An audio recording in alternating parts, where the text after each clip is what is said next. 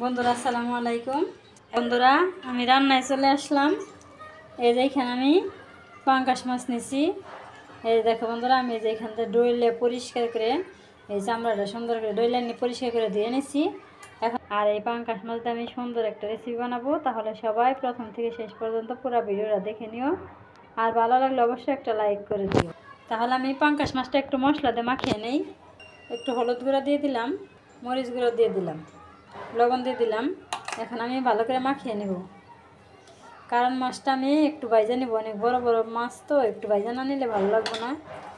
অনেক মাছে তো পাঙ্গাস মাছ খাই না, কিন্তু এই যে আমি যেভাবে রান্না করি এইভাবে রান্না করলে এই পাঙ্গাস মাছ একটু গন্ধ আসবো না। কারণ এই যে আমি চামড়াগুলো সুন্দর করে ডইলে পরিষ্কার করে নিছি, লবণ দিয়ে পরিষ্কার করে ধুয়ে নিছি।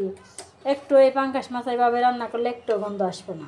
অনেক মাছে গন্ধর কারণে পাঙ্গাস মাছ খায় না, কিন্তু মাছটা আমি এইভাবে মাখিয়ে নিলাম, সুন্দর করে মাখিয়ে নিলাম। এই যে শুকনো শুকনো করে মাখাইছি গাঢ় করে মশলা দিয়ে। বন্ধুরা আমি চুলাই কড়াই দিয়ে দিছি আগেই। এখন আমি তেল দিয়ে দিলাম। বন্ধুরা আমার তেল গরম হয়ে গেছে, আমি এখন মাছগুলো দিয়ে দিব। বন্ধুরা এই যে আমার মাছটা ভেজে নিলাম, এখন আমি নামিয়ে নেব। আর 2 পিস আছে দিয়ে দিলাম। এই মাছটা ভাজা হয়ে গেল, এখন আমি দেবো নামিয়ে নেব। বন্ধুরা এখন আমি পেঁয়াজ কাঁচামরিচ দিয়ে দিলাম। পেঁয়াজ কাঁচামরিচটা হালকা একটু ভেজে নেই। এখন আমি মশলাগুলো দিয়ে দেবো। এখানে পেঁয়াজ বাটা দিয়ে দিলাম, রসুন বাটা দিলাম, আদা বাটা দিয়ে দিলাম, এখানে কাঁচা জিরে বাটা দিয়ে দিলাম। এখন আমি মশলাটা ভালো করে কষিয়ে নেব, আদা রসুনের কাঁচা গন্ধটা যেন না থাকে। এখন আমি অল্প একটু পানি দিয়ে দেবো। পানি দিয়ে দিলাম। এখন আমি বাকি মশলাগুলো দিয়ে দেবো। এখন আমি আবার মশলাটা ভালো করে কষিয়ে নেব। এই যে বন্ধুরা দেখো, এইভাবে আমি মশলাগুলো সুন্দর করে কষিয়ে নিলাম। এখন আমি পানি দিয়ে দেব।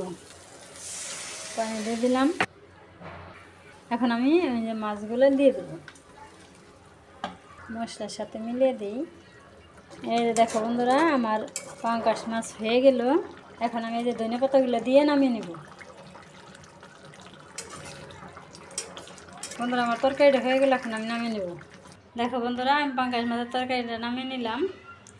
আর আজকে আমার এই পাঙ্গাস মাছের রেসিপি কেমন হইলো অবশ্যই কমেন্ট করুন। আর আমার মতো এইভাবে রান্না করে খাবে। তাহলে আমি আজকের ভিডিও এখানে শেষ করলাম। সবাই ভালো থাকবে, সুস্থ থাকবে, সাবধানে থাকবে। আল্লাহ হাফেজ।